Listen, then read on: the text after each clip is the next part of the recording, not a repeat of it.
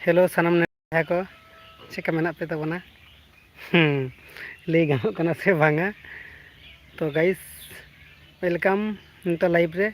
तो आडी दिन के बाद लाइव इन करायदा मिद बछर से 12 बछर मांग रे लाइव इन चालू लिया तो नित आबार लाइव रे हेज कना तो वीडियो रे कमेंट तबन पे कमेंट बॉक्स रे कमेंट ऑफ गया से ऑन गया ना हो कमेंट करते जानान पे गाइस कमेंट ऑन गया कमेंट एखन पर्यंत बापे हेज पे लाइव रे गाइस लाइव रे जहाँ के नितो नेले पे वीडियो रे कमेंट तबन पे गाइस आडी दिन के बाद लाइव रे हेज तो वीडियो बेरना टाइम हो नामो कना और चेद इन ले पे गाइस इन हालत को खराब चबा कना तो जहाँ के नेले पे लाइव कमेंट तबन पे जहाँ जहाँ मन रे जुदी जहाँ कुकली मेना तो वीडियो कमेंट बॉक्स रे कमेंट तबन पे से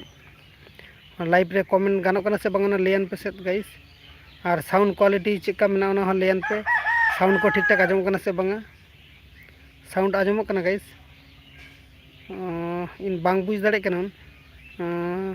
अच्छा ऋतिक चेका दो चिकेदम गंके तो गाइस इन नितो इन दुड़ुब कना मी साइड रे हेज कते दुड़ुब कना आदो दुड़ुब कते आदम भाबा केदा जे चलो इन भियर्स को सला सब्सक्राइबर सला कुछ गल्प हुइलेन गे साउंड आजमो कना चे आस्ते आस्ते से माने एमनी जस्ट माने ओना सामे फोन कना ओना फोन रेना जस्ट एमनी फोन तेगे वीडियो इधर माने तायनम रे जे होयतो बया एमन माइक इन लगावा ओना हो आरिन लगाया तो आम दो चेका मेनामा भाई आम दो चेका मेनामा ऋतिक 143 चेका मेनामा इन भागी के मेनाना आम चेका मेनामा ओकारे मेना मिया कमेंट तबन में हिजू कना और चेक कम चिके बड़ायदा और छवि क्वालिटी चिका कना अब भागी गे गंके हो इन भागी गे मेना हो भागी गे और चेक कम चिके बड़ायदा नेतार चेक कम चिके बड़ायदा और चेक कम ओड़ा रेगे और चेक कम चिका ओड़ा रेगे मेनम तो भागी गे और नेतार मा नोते मा कामी लगाव कना नेतार मा हुड़ू को बिली चबा कना एबारे हो सीजन कना कामी सीजन हेज करते नेतार मा कामिया को और कामी सीजन कना तो और चेक कम चिके बड़ायदा और ओकारे ओड़ा रेगे और जहाना चेक चिके बड़ायदा नितो आम वीडियो को बना बड़ायदा से बांगा भैया वीडियो को बनाए गया से बांगा ऋतिक 143 ओड़ा रेगे कमेंट तबन मेया भैया लगन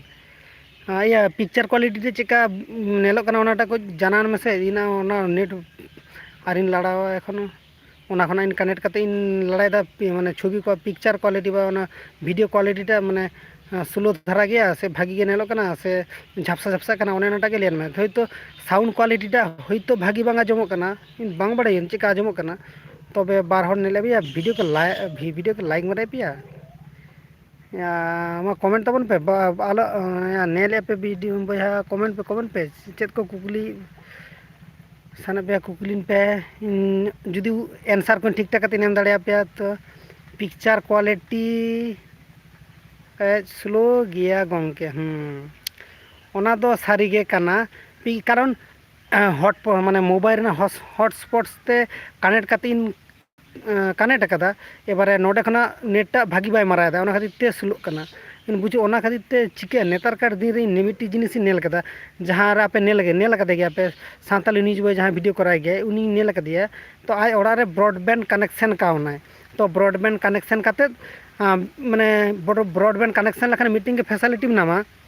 जे डाटा नेट एमबीटा अनलिमिटेड नामा तो नेट एमबी तो बां चाबा तमा और फोन रेना इजे खान ते चिका तो होयतो देखा जाए फोन दो होयतो जे नॉर्मल फोन कान तमा होयतो नोडे नेट ना स्पीड होयतो बाय नामा ओड़ा रे और ब्रॉडबैंड कनेक्शन तहला कने चिका ब्रॉडबैंड कनेक्शन तहला कने होयतो नेट टा दो भागी लेका साब दो दाड़िया नोडे खना जुदी कनेक्टम निजरा फोन हो जुदी कनेक्टम से और जुदी जहाँ एटा हॉल जुदी कनेक्ट है नोडे खना माने नेटवर्क दो सेम भागी गे नामाय तो आर चिके कना फोन रे दो चिके कना फोन ना नेट तो चिके कना नेट टा कोई स्लो कना होयतो छवि क्वालिटी झपसा कना कि होयतो नितो नेट नामे नितो खान तक बाय नामे नोंका सिचुएशन तैयार कना तो जाहक बुझे दाड़े कान गेन जहां कथाम लेदा तो आर चेत कम चिके बड़ाय दा ओड़ा रे आर चेत कम चिके बड़ाय दा कमेंट ताबन में कमेंट में तो गाइस जहाँ को गे नवा वीडियो नेले दोपे से नेले पे इन आड़ी दिन के बाद वीडियो बनाएदा आड़ी दिन हुईना माने यूट्यूब रे वीडियो बेसिन करा इदी तहले तहदे आदो करा इदी इदीते नासेनो आदो टाइम बनाम लेन हाना हांडे नोडे मिदम कराया से हांडे मिद कराया ओने सिचुएशन इना हुई गितिना तो ओंडे टाइम बनामन एखन हयतो जहाँ रे सेन कना सामे नितो इन ओड़ा रे मेनाना ओड़ा रे जुदी वीडियो टाइम रे माने वीडियो तैयार ना जुदी टाइम इन नामा सामे वीडियो तैयार कदा जुदी ओड़ा रे ताहे ताहेते सामे इन ओड़ा रे हेना ना तो सामे नितो सामे बाहरे जहाँ से इन सेना आदो हयतो हांडे मिद दिन ताहेन से बारसिंग इन ताहेना किंबा हयतो आरो जुदी एटा से हयतो पेड़ाड़ा के से दिन सेना किंबा हयतो आरो जहाँ रे हयतो वर्क गेम से कामी गेम हयतो ओंडेम सेना तो नोडे सेन कते चिका ओंडे गेम ताहेना आर हांडे कामियाम तीरे और वीडियो तैयारा तीरे ओने का टाइम बांग कुलग गया तो ओने उनका सिचुएशन तैयार गया तो ओना खातिर वीडियो तैयार बांग हुई गया तो यूट्यूब लाइव रे नोंका गे तो जहाँ को सोशल मीडिया रे कामी गया पे से सोशल मीडिया रे वीडियो को बनाव गया पे ओने उनका गे सिस्टम और टाइम तबे सोशल मीडिया रे तीन एक्टिव एम ताहेना उना गे भागी कारण जिकोनो मीटिंग प्लेटफॉर्म रे आम जुदी वास्तव लाइव रे हाँ जुदी हिजू वास्तव लाइव रे हम जुदी नेला आम जहाँ रेगेम कामिया रेगुलारली मेंटेन हुई तमा रेगुलारली टाइम मेंटेन हुई तमा निजरा टाइम नाम बनाम किंतु वीडियो बनाव लगे से वीडियो तैयार लगे टाइम दो उडुक गे हुई तमा तो ओने उनका हुई गया तो ले तो हटो को बुझे कान तीना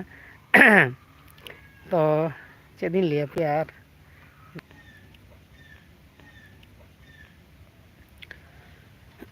तो गाइस नेट स्लो लेन तीना ओना खातिर आरो दोबारा रिकान माने लाइव दो बांगिन इन लिया तो चिकना जहाँ मीटिंग मोबाइल खना नेट इन कनेक्ट लिया तो ओना मोबाइल रे हॉटस्पॉट ऑटोमेटिकली बंद लेना ऑफ लेना ओना खातिर आरो आरो घुरीन चालू के आरो कनेक्ट के